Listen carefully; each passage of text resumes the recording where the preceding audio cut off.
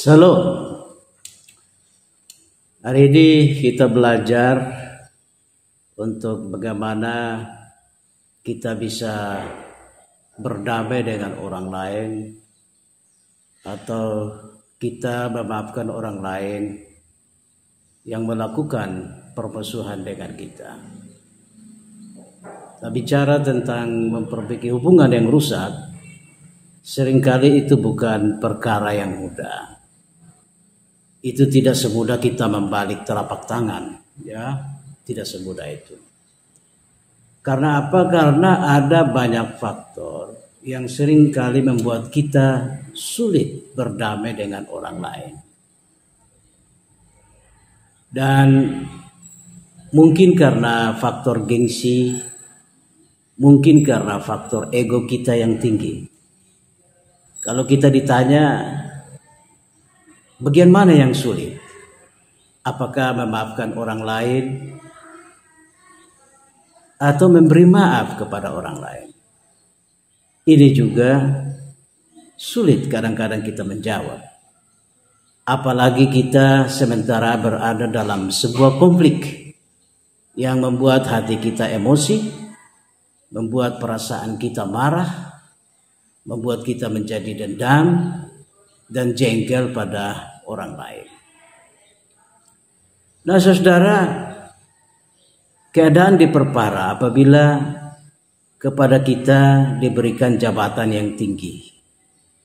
Kita adalah orang yang dihormati dalam masyarakat. Kita adalah orang yang menjadi panutan. Maka sulit bagi kita ketika kita melakukan kesalahan, kita mau meminta maaf dengan orang lain. Kita akan cenderung untuk menutup-nutupi kesalahan. Bila perlu kita menyerang balik orang, walaupun kita jelas-jelas salah. Sampai pada tingkat kejiwaan yang tinggi, kita menyerang, bukan saja menyerang orang lain, tetapi kita juga bahkan mencuci tangan, menimpakan kesalahan kepada orang lain. Nah, ada dua hal yang bisa terjadi. Itu pertama, kita mengikuti tren dunia. Kita mengikuti apa kata dunia. Dari dalam hukum kepemimpinan, dalam hukum di mana seorang menjadi bos, ya, seseorang menjadi pemimpin, seseorang menjadi raja, maka itu biasanya orang memperlakukan 3 hukum Tritunggal bos. Ya, ada tiga hukum Tritunggal bos. Pertama itu, bos selalu benar. Bos selalu benar. Pertama. Kedua, anak buah selalu salah. Ketiga, bila bos salah, maka kembali ke hukum yang pertama tadi, bos selalu benar. Nah, ini hukum dunia. Ini aturan dunia. Apakah kita mengikuti aturan ini sebagai seorang pemimpin? Atau kita mau belajar dari Alkitab? Bagaimana kita belajar dari kesaksian Alkitab? Untuk itulah maka seri Sola Scriptura ini akan menolong kita melihat bagaimana seorang pemimpin bisa belajar dari tokoh-tokoh Alkitab. Nah, kalau kita membaca teks Kejadian pada pasal 33, di sana cerita tentang Yakub yang memiliki permusuhan dengan saudaranya Esau. Dan tentu saja permusuhan ini oleh karena dipicu oleh Yakub sendiri. Dan Esau menjadi korban dari sikap Yakub. Kalau di sini kita lihat bahwa ada satu hal yang menarik yang Yakub mau tunjukkan kepada kita dan kita bisa belajar. Dan juga ada hal menarik lain yang ditunjukkan Esau yang terlibat dalam konflik terbuka ini. Jadi kita belajar di sini adalah bahwa Yakub menunjukkan sebuah sikap etikat yang baik. Dia tidak mau mengacu kepada egonya, dia tidak mau mencuci tangan dari permasalahan yang ada, dia juga tidak mau melemparkan kesalahan itu kepada orang lain. Dan sikap Yakub ini sebetulnya kalau seumpama orang berperang, maka Yakub berhasil menyelamatkan diri dari peperangannya, dalam tanda petik ya, peperangannya melawan Esau. Nah, kita lihat bahwa ada pepatah bilang begini, banyak orang selamat dalam peperangan itu karena mereka merendahkan diri mereka, mereka membungkuk, bahkan mereka tiarap, ya, tiarap. Dan peluru musuh itu terbang di atas, ya, di atas. Jadi peluru musuh terbang melewati orang-orang yang tiarap, orang-orang yang membungkuk. Dan dalam peperangan orang tidak bisa, saya jago, saya bisa menahan peluru, ya. Dia tidak bisa berjalan, berlari sambil membusungkan dadanya menyambut peluru, ya. Tidak. Dan di sini kita belajar dari Yakub yang luar biasa itu. Kita belajar dalam cerita Kejadian, ya, pasal 33 ayat 1 sampai 20, bagaimana Yakub tiarap 7 kali, ya. Ia sujud sampai ke tanah 7 kali sambil mendekati kakaknya Esau, ya. Sikap Yakub ini menunjukkan bahwa ia menyadari kesalahannya. Dia tidak mau bersikap ego, dia tidak mau bersikap arogan, dia juga tidak mau bersikap tinggi hati. Dan inilah yang menolong, sikap Yakub inilah yang menolong konflik meredah, ya. Konflik antara dia dan kakaknya bisa berhenti, ya, karena andil dari Yakub ini. Sikap merendahkan diri, sikap mengalah, ya, sikap tahu diri bahwa dia sudah salah. Maka ini yang menolong konflik bisa terpecahkan. Jadi andil dari perdamaian Yakub dan Esau dalam kisah Kejadian 33 ayat 1 sampai 20 ini memang juga amat bergantung kepada Yakub yang mau mengakui kesalahannya, ya, dan bersikap merendahkan diri. Dan itulah juga yang membuat dalam kisah ini bagaimana Esau berlari menyongsong, ya, berlari menyongsong Yakub, ya, dan dia memeluk adiknya. Dan mereka bertangis-tangisan, ya, melupakan semua permusuhan, semua perselisihan yang selama ini tercipta oleh karena perseteruan yang mereka miliki. Nah, kita akan lihat lebih jauh bagaimana kisah ini, ya, secara detail begitu menarik, menurut saya yang perlu kita pelajari. Tapi saya sebelumnya ingin mengutip, ya, pemikiran dari Martin Luther Junior. Ya, Martin Luther Junior pernah bilang begini, kegelapan itu tidak bisa mengusir kegelapan. Hanya cahaya yang bisa melakukan itu. Benci tidak bisa mengusir kebencian. Hanya cinta yang bisa melakukannya. Demikian kata-kata bijak dari Martin Luther Junior. Jadi, saudara, kalau kita memahami dengan baik-baik kata bijak ini, terbukti dalam kisah dari 2 orang saudara kembar yang berseteru ini, yaitu Esau dan Yakub. Ya, Esau dan Yakub. Kebencian dan kemarahan Esau tidak nampak dalam kisah Kejadian 33 ini, ya. Esau justru berlari menyongsong Yakub, memeluk, ya, dan merangkulnya. Jadi kalau kita baca di Kejadian 33 ayat 4, di sana dikatakan, tetapi Esau berlari mendapatkan dia, didekapnya dia, dipeluk lehernya dan diciumnya dia, lalu bertangis-tangisanlah mereka. Jadi di sini Esau seperti melupakan semua beban kemarahan, ya, dendam kesumat terhadap adiknya Yakub. Mengapa tidak? Yakub telah merampas hak kesulungannya dengan cara menipu ayah mereka. Bahkan sewaktu dalam proses lahir pun Yakub telah berupaya menjegalnya, ya. Kalau kita baca Kejadian pasal 25 ayat 24 sampai 26, jelas di situ bagaimana proses dua saudara kembar ini lahir, ya. Pertama keluar itu warnanya merah, seluruh tubuhnya jubah berbulu, dan itulah Esau, ya. Esau yang keluar pertama. Sesudah itu keluarlah adiknya, dan adiknya si Yakub ini memegang tumit dari Esau, ya.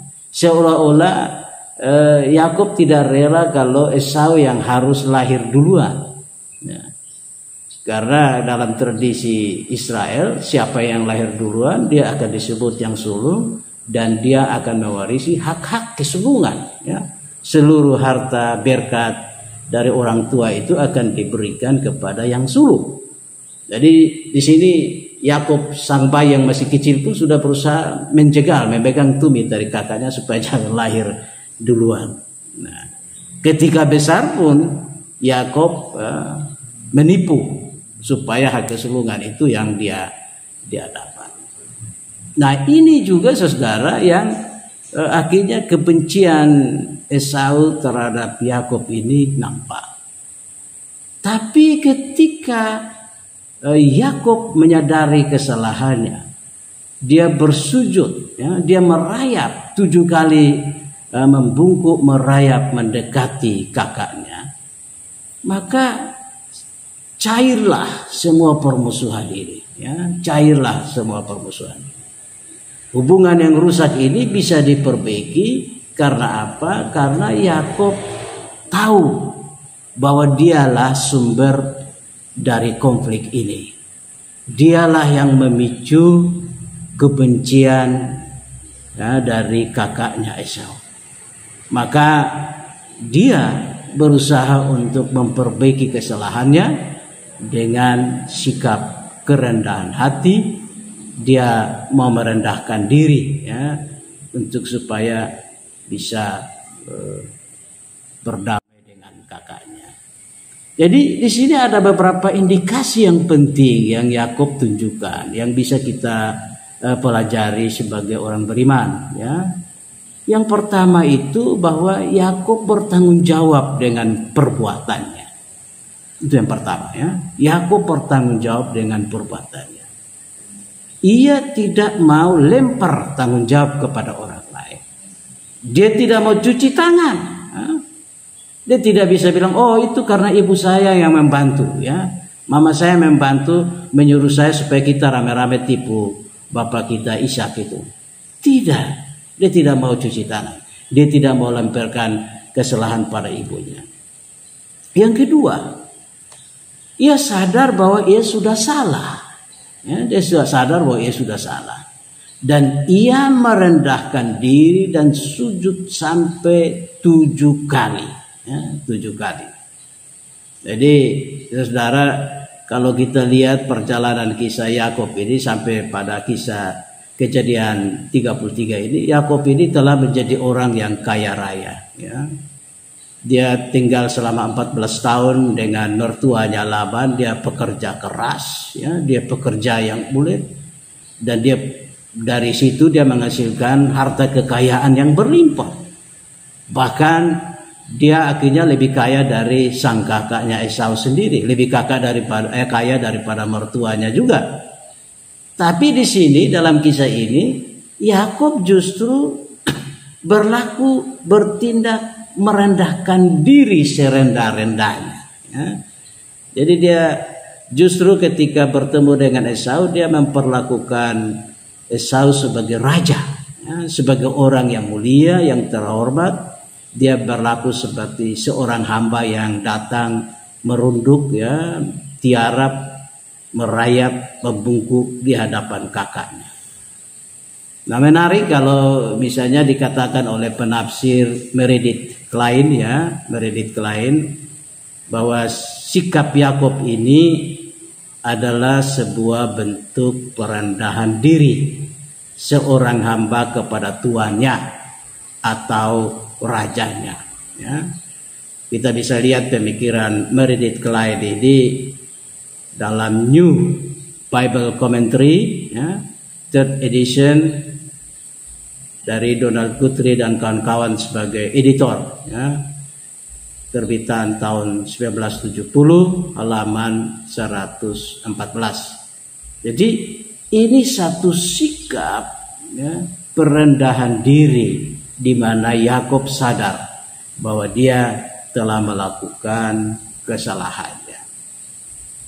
Tapi juga ada satu sikap lain, dasar lain di mana Yakub bisa menghentikan konflik ini, dan ini yang kita bisa belajar dari Alkitab, yaitu Yakub tidak bertindak di atas nama pemikirannya sendiri, mengandalkan otaknya, wawasannya sendiri, tidak.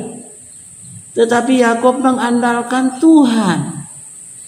Yakub berdoa kepada Tuhan, meminta Tuhan, tolonglah saya supaya saya menemukan jalan untuk berdamai dengan kakak saya yang telah saya tipu, ya, yang saya telah khianati persaudaraan ini. Tuhan tolong, ya. Jadi Yakub bergumul dengan Tuhan. Dia berdoa kepada Tuhan dan bergumul bersama Tuhan, ya, persoalan yang dihadapi. Jadi Kejadian kita bisa banding dengan Kejadian pasal 32 ayat 9 sampai 12. Ya, di situ bagaimana sikap Yakub berdoa kepada Tuhan, bergumul dengan Tuhan untuk supaya permasalahan yang dia hadapi ini bisa selesai.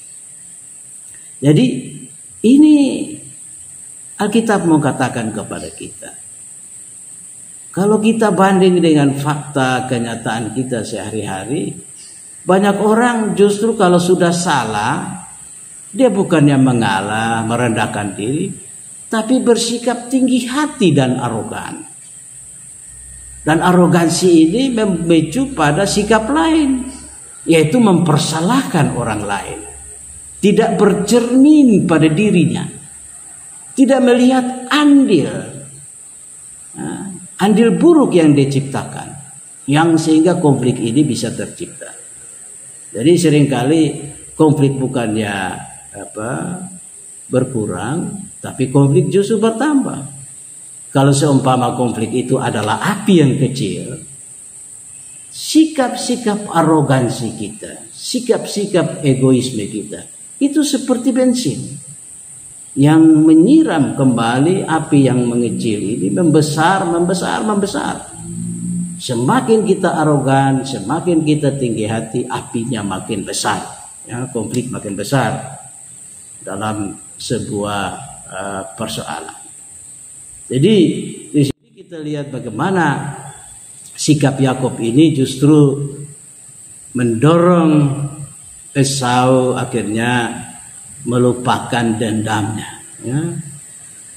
Jadi kita lihat dalam kisah itu bagaimana Esau datang dengan 400 pasukan, ya, laki-laki yang kuat, ya.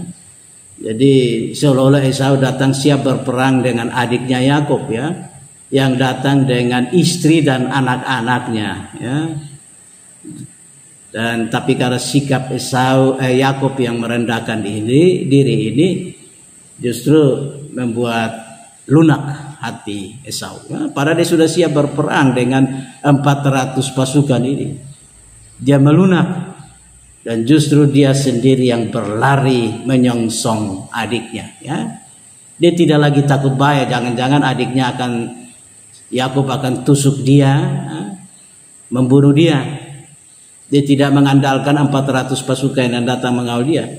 Tapi karena dia melihat sikap hati adiknya yang menyesali perbuatan salahnya, maka dia berlari menyongsong Yakub, ya. Dan di sini ada satu hal yang menarik, saudara. Di sini Yakub justru melihat wajah Esau itu seperti dia melihat wajah Tuhan Allah, ya. Jadi sikap pemaafan, sikap rela untuk memaafkan orang lain. Kisah ini mau menunjukkan bahwa ketika kita rela memaafkan orang lain, ketika kita melupakan dendam kesumat, ketika kita melupakan kesalahan-kesalahan orang lain, justru wajah Tuhan Allah yang kita tampilkan. Dan ini yang nampak dalam kisah itu, di mana Yakub mengakui bahwa ketika Esau lari menyongsong dia, memeluk dia, ya, menangis bersama dia, Yakub justru melihat wajah Tuhan Allah dalam diri Esau ini. Jadi kita bisa belajar ini, ya. Hal kedua dari sikap Esau, ya. Jadi Esau di sini dikatakan menampilkan wajah Allah. Esau yang dikhianati Yakub dalam cerita ini berubah total. Ia tidak menampilkan kemarahannya, tetapi ia menunjukkan sikap-sikap perdamaian, sikap-sikap pengampunan. Dan sikap pengampunan inilah yang dimiliki Tuhan. Wajah Tuhan yang mengampuni, wajah Tuhan yang mengasihi. Jadi kita lihat bagaimana Esau berlari menyongsong adiknya, ya. Ayat 4. Esau berlari menyongsong adiknya. Kejadian 3 ayat 4, 33 ayat 4. Jadi dia berlari menyongsong. Bukan dia berlari dengan kemarahan, dendam untuk mau memukul atau membunuh adiknya. Tapi dia berlari menyongsong dengan kasih, tangan terbuka untuk memeluk adiknya. Dan sebagai orang yang sepenuh hati telah berdamai dengan adiknya Yakub, maka dengan segala kasih dia memeluk, mendekap, mencium lehernya, leher dari adiknya, wajahnya. Ini satu sikap yang luar biasa. Dendam kesumat diganti dengan cinta kasih persaudaraan.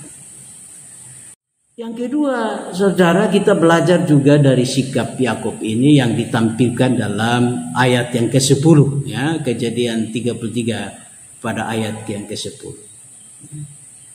Dari sikap Esau ini Yakub melihat wajah Allah dalam diri Esau, bukan wajah iblis yang penuh dengan kemarahan, yang penuh dengan dendam kesumat.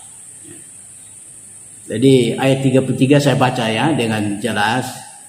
Jikalau aku telah mendapat kasih-Mu, terimalah persembahanku ini dari tanganku.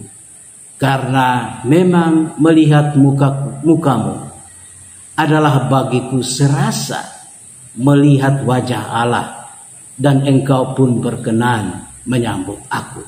Kejadian 33 ayat 10. Ya. Jadi Yakub serasa melihat wajah Allah.